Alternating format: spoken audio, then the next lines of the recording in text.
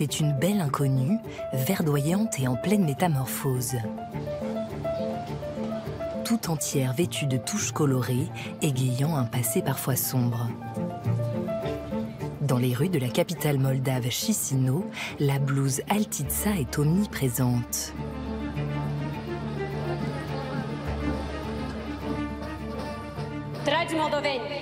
Chers Moldaves, chers citoyens de République de Moldavie, aujourd'hui dans notre maison, c'est jour de fête nationale. Jusque dans le discours de la présidente de cette nation indépendante depuis tout juste 33 ans. La Moldavie, c'est bien sûr le costume populaire, l'Altitsa. Un costume loin d'être anodin dans ce pays ballotté entre l'Est et l'Ouest. Nous sommes fiers parce que cela représente nos traditions, notre culture. Finalement, tout ce qui est sacré pour nous, parce que le régime précédent a tout piétiné, tout détruit en voulant faire de nous l'Homo soviéticus. Mais maintenant, nous pouvons parler notre langue et porter le costume national. Vilipendée par les soviétiques, cette blouse se différencie de sa voisine de Roumanie par les couleurs et l'ornementation. Elle est intimement liée à l'identité moldave, pays de langue roumaine, faisant face à un océan slave. Plus qu'un vêtement, elle est devenue l'étoffe de résistance d'une petite nation ayant dû toujours lutter pour sa survie et jouant à nouveau son avenir face aux appétits russes.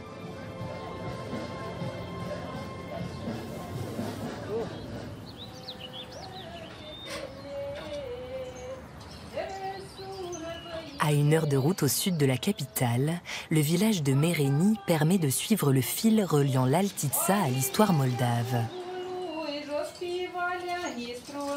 Dans son atelier de tisserand, la famille Bogescu reproduit les gestes venus d'un temps où le pays s'appelait encore Bessarabie.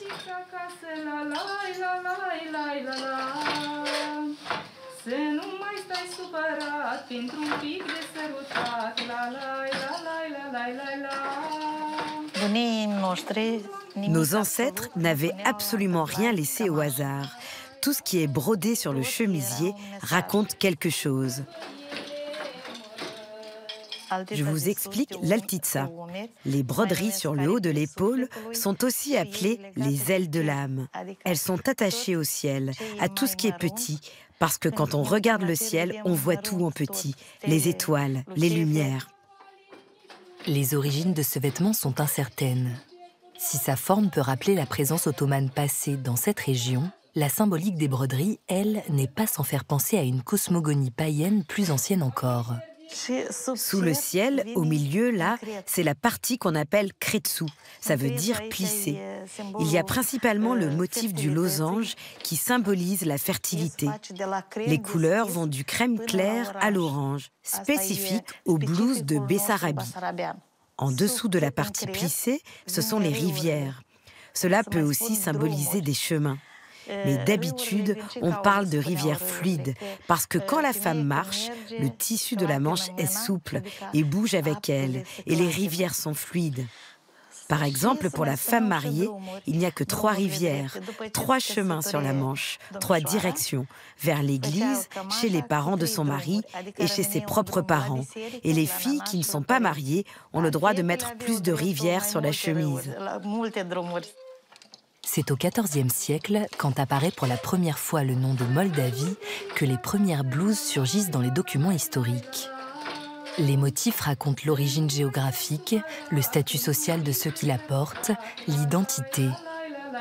Comme avec la spirale, symbole d'infini évoquant le lien avec ce qui a été perdu et l'importance de s'accrocher pour le retrouver et assurer la transmission. Nous proposons des cours où nous enseignons aux petites filles, aux femmes qui veulent apprendre à broder. Nous sommes ouverts à tous. Tout ce que nous savons, nous le transmettons avec beaucoup d'amour.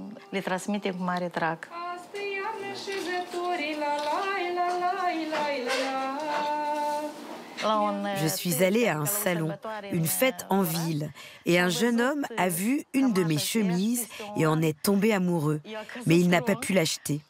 1 an plus tard, il est venu la chercher, mais il craignait de ne plus la retrouver.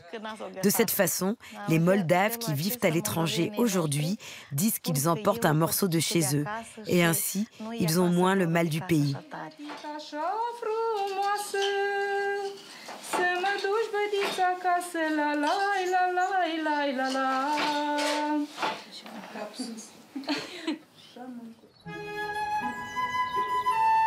Dans ce pays largement rural, la blouse est inextricablement liée aux traditions paysannes. Comme celle qu'on peut revivre dans un village rebâti en banlieue de Chisinau pour permettre au pays de se reconnecter à son passé. On y célèbre le Dragobete, un dieu de l'amour qui serait aussi le fils de Baba Dokia, vieille sorcière de la mythologie locale. Un équivalent de notre Saint-Valentin qui explique que des tourtereaux amoureux viennent ici se marier.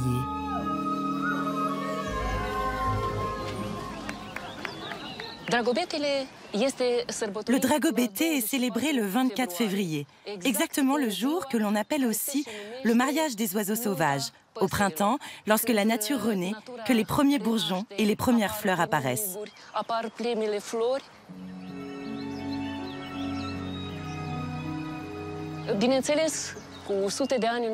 Il y a des centaines d'années, les filles et les garçons se rendaient dans la forêt, vêtus de costumes traditionnels.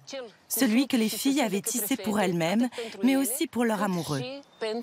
Les filles se mettent des barrettes décorées. Elles lâchent leurs cheveux et portent une couronne de fleurs sur la tête comme symbole. On dit que si ce jour-là, les jeunes ne sont pas dans la forêt, les oiseaux ne s'accoupleront pas et n'auront pas d'oisillons.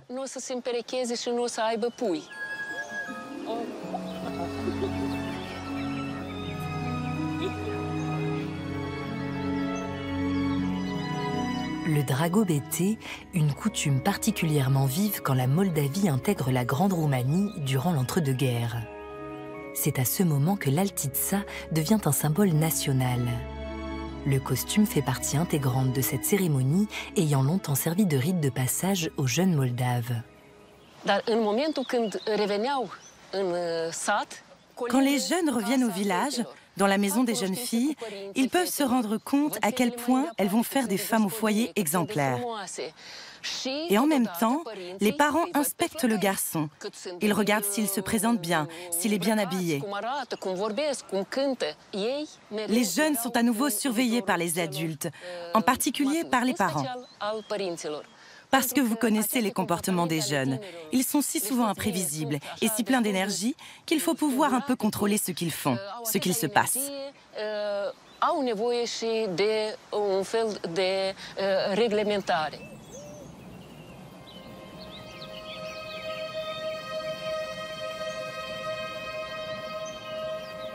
Mais un rideau s'abat sur la cérémonie du Dragobete, comme sur la blouse et toute la culture moldave. Le pacte germano-soviétique redessine les frontières. En 1940, le pays est intégré à l'URSS qui entame après-guerre une politique de soviétisation. Des élites russophones débarquent et contrôlent la population de langue latine. À Chisinau, le vieux musée national créé en 1889 est repris en main. La célébration du Dragobete est interdite et la blouse est reléguée au rang de vulgaire symbole folklorique, ressorti uniquement lors des célébrations validées par le régime. Il voulait unifier tous les peuples de l'Union soviétique afin qu'il n'existe plus qu'une seule nation, la nation soviétique, mais aussi un seul homme, l'Homo Sovieticus.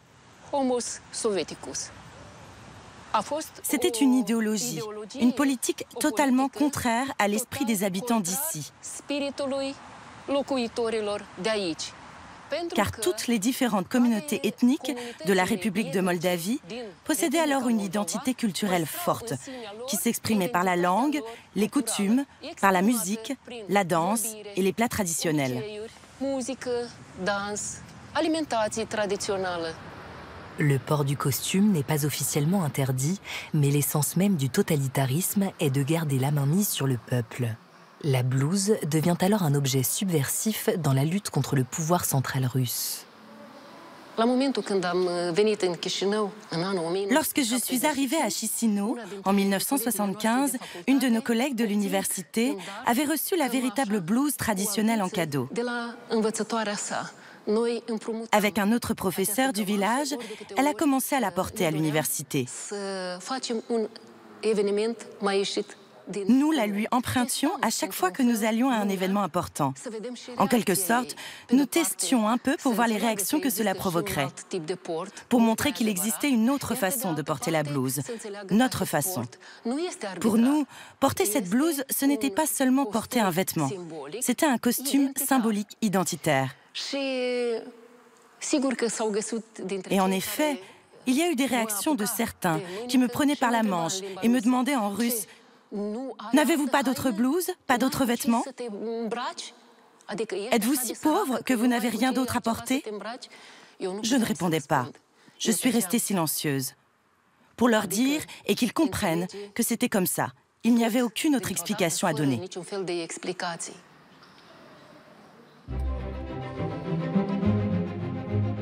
À la libération du joug communiste, la Moldavie ressent le besoin de retisser ce lien avec ses symboles. Les chemisiers brodés moldaves envahissent à nouveau les allées du musée. En 1989, a été organisé ici même, à Chisinau, le premier défilé de costumes populaires. Un professeur d'école a motivé les étudiants du pays à venir habillés en costume, ici, dans la capitale depuis leur village. C'était une démonstration extraordinaire de chaque identité de chaque région, vue comme telle, dans un ensemble. Le port du costume traditionnel a été relancé. Peu à peu, il a commencé à ressortir dans l'espace public. Nous avons recommencé à parler en roumain, dans les magasins, dans les universités, au musée, partout. Depuis lors, à l'image de son peuple, la blouse moldave se réaffirme. Les créateurs de Chisinau proposent une version hybride entre l'élégance de l'ancien et la géométrie de la modernité.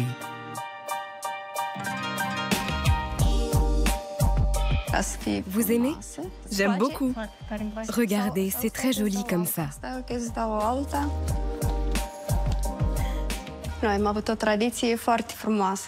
Nous avons une très belle tradition de costumes populaires et il est normal de le remettre au goût du jour. C'est-à-dire que nous introduisons un peu de tradition dans les vêtements de tous les jours pour nous démarquer des autres. Il était important que les jeunes aiment ces blouses, parce qu'une fois qu'ils aiment une blouse, même un peu stylisée, ils commencent à se renseigner, à voir comment elle était fabriquée avant, et ils reviennent finalement vers la blouse traditionnelle.